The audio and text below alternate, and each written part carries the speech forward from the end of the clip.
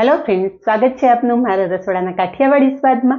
હું ભાવનાબેન રાઠોડ. આજે આપણે બનાવીશું હોમમેડ આમચૂર પાવડર. તો ફ્રેન્ડ્સ, બજારમાં મોંઘા મળતા આમચૂર પાવડર કરતાં ઘરે તમે આમચૂર પાવડર બનાવો ને તો બજાર કરતાં સસ્તો, ચોખ્ખો અને એકદમ ખાટો આમચૂર પાવડર તૈયાર થાય છે. અને એની સાથે કેરીની છાલનો પણ બેસ્ટ ઉપયોગ આજે તમારી સાથે શેર કરેલો છે. એક વખત તમે આ કેરીની છાલનો આ રીતે ઉપયોગ કરશો ને તો તમે કેરીની છાલ ક્યારેય નહીં ફેંકો. તો વિડીયો પૂરેપૂરો જોજો. વિડીયો પસંદ આવે તો વિડીયોને લાઇક, શેર અને સબસ્ક્રાઇબ કરી પાસે રહેલું બેલ પ્રેસ કરો, જેથી આવનારા નવા વિડીયો સૌથી પહેલાં આપને મળે. તો ચાલો બનાવીએ એકદમ સ્વાદિષ્ટ અને ખાટો આમચૂર પાવડર. આમચૂર પાવડર બનાવવા માટે અહીંયા મેં બે પ્રકારની કેરી લીધી છે. એક છે દેશી કેરી, જેમાં ખટાશનું પ્રમાણ વધારે હોય છે, પણ ગોઠલીનો ભાગ થોડો મોટો હોય છે. એટલે આપણે બે જાતની કેરી મિક્સ કરી અને આમચૂર બનાવશું ને તો સસ્તો પણ પડશે અને સહેલો પણ પડશે. અને 500 ગ્રામ મેં લીધી છે કેસર કેરી. કેરી હંમેશા તાજી હોય ને એનો જ આમચૂર પાવડર બનાવો, તો જ આમચૂર પાવડર તમારો લાંબા સમય સુધી એકદમ સરસ રહેશે. તો કેરીને સારી રીતે ધોઈ અને ચોખ્ખી કરી લીધી છે. તો પહેલાં તો આપણે કેરીની છાલ ઉતારી લેશું. ફ્રેન્ડ્સ, કેરીની સિઝન આવે ને એટલે આમચૂર પાવડર ઘરે જ બનાવી લેવો જોઈએ. બજારમાં મળતો આમચૂર પાવડર છે ને એ ભેળસેળયુક્ત હોય છે. એટલે તમે 1 થી 2 મહિના સુધી આમચૂર પાવડર રાખશો ને એટલે કાળો પડવા માંડશે. તો આપણે બધી કેરીની છાલ ઉતારી લેશું. બધી કેરીની છાલ ઉતારી લીધી છે અને લીલો ભાગ બિલકુલ નથી રહેવા દીધો, એ તમે જોઈ શકો છો. હવે આજે આપણે એકદમ ઇઝી રીતે આમચૂર પાવડર બનાવવાનો છે. તો એક બાઉલ લીધેલું છે. કેરીના આ રીતે ટુકડા કરી અને રફલી સમારી લેશું. આજનો આમચૂર કોઈ પણ બનાવી શકે એટલી સરળ રીતે આમચૂર પાવડર તૈયાર થશે. અને જે આપણે કેરીની છાલ ઉતારેલી છે ને એને તમે હંમેશા વેસ્ટ ગણીને જ ફેંકી દેતા હશો, પણ આજે આ કેરીની છાલનો એક બેસ્ટ ઉપયોગ બતાવીશ. આજ પછી તમે ક્યારેય પણ કેરીની છાલ નહીં ફેંકો અને એને કાયમી માટે સ્ટોર કરી લેશો. એટલે વિડીયો બિલકુલ સ્કીપ કર્યા વગર જોજો ફ્રેન્ડ્સ. આજનો વિડીયો ખૂબ જ ઉપયોગી છે. અહીંયા બધી જ કેરીના ટુકડા કરી લીધા છે અને સમારેલી કેરીના ટુકડા છે એ મિક્સર જારમાં ઉમેરી દેશું. અડધા ટુકડાને આપણે બીજી બેચમાં પીસશું. કેરી સાથે કોઈ પણ જાતનો પાણીનો ઉપયોગ કર્યા વગર આપણે પીસવાનું છે. જરૂર લાગે તો 1 થી 2 ચમચી જેટલું પાણી ઉમેરવાનું, પણ વધારે પાણીનો ઉપયોગ કરવાનો નથી. હવે કેરી પીસી લેશું. અહીંયા કેરી પીસી લીધી છે અને તમે જુઓ કે એકદમ ફાઇન પેસ્ટ થઈ ગઈ છે. માત્ર 1 ચમચી જેટલું જ પાણી ઉમેરી અને કેરી પીસી લીધી છે. જરૂર પડે તો જ પાણી ઉમેરવાનું, બાકી પાણી વગર કેરી પીસાતી હોય તો પાણી નહીં ઉમેરવાનું.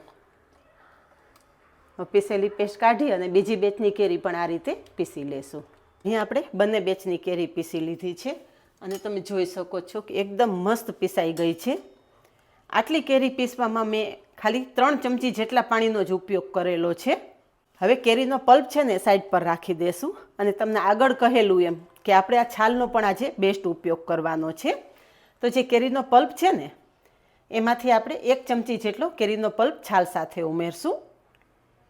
એની સાથે ઉમેરશું અડધી ચમચી મીઠું અને અડધી ચમચી હળદર. હળદર અને મીઠું આપણે કેરીના પલ્પ સાથે છાલમાં એકદમ સરસ કોટિંગ કરી લેશું. અહીંયા કેરીનો પલ્પ, હળદર અને મીઠું છાલ સાથે સરસ મિક્સ કરી દીધું છે. હવે આગળની પ્રોસેસ જોઈ લઈએ. અહીંયા અગાસી ઉપર આ રીતે પ્લાસ્ટિક શીટ પાથરી દીધી છે. અગાસી ઉપર ખૂબ જ તડકો આવતો હોવાથી આમચૂર પાવડર આપણો ઝડપથી તૈયાર થઈ જશે.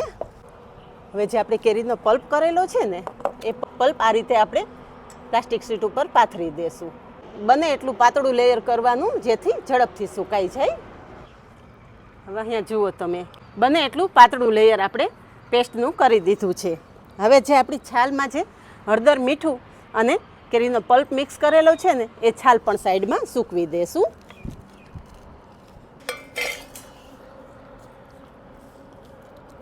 હવે છાલ અને પલ્પ સુકાઈ જાય ત્યાં સુધી આપણે તડકામાં રહેવા દેશું.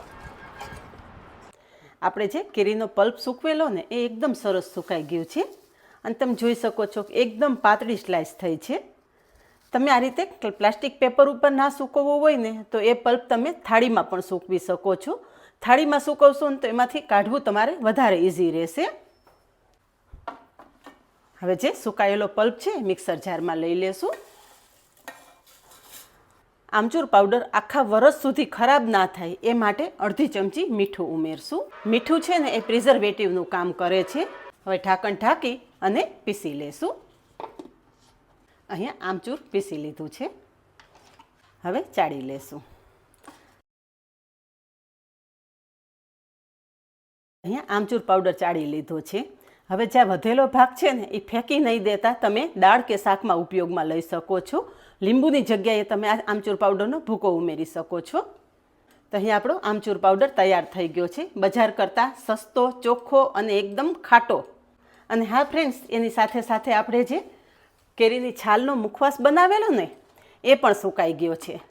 ફ્રેન્ડ્સ, એક વખત તમે ટ્રાય કરી જોજો. આ કેરીનો છાલનો મુખવાસ એટલો મસ્ત થાય છે ને કે જમીને તમે માત્ર આ 2 ટુકડા મોઢામાં નાખશો ને તો પણ તમને એકદમ ફ્રેશનેસ લાગશે. એક વખત તમે ટ્રાય કરજો ફ્રેન્ડ્સ.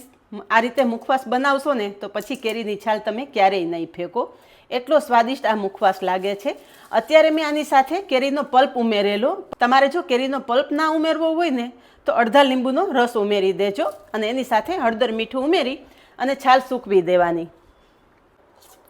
તો ફ્રેન્ડ્સ, તમે જોયું ને કે આમચૂર પાવડર બનાવવો એકદમ સહેલો છે. બજારમાંથી તમે આમચૂર પાવડર લેવા જાઓ ને તો 400 રૂપિયા કિલો આમચૂર પાવડર મળે છે. અને ઘરે તમે બનાવો ને તો એકદમ સસ્તો, ચોખ્ખો અને ખાટો આમચૂર પાવડર તૈયાર થાય છે. તો તૈયાર છે એકદમ સરસ ખાટો અને સ્વાદિષ્ટ એવો આમચૂર પાવડર. આ જ રીતે બનાવો અને કમેન્ટમાં જણાવો કે એકદમ સ્વાદિષ્ટ આમચૂર પાવડરની રેસીપી કેવી લાગી. આજે બસ આટલું જ. મળીએ નેક્સ્ટ વિડીયોમાં. ત્યાં સુધી બાય. Thank you.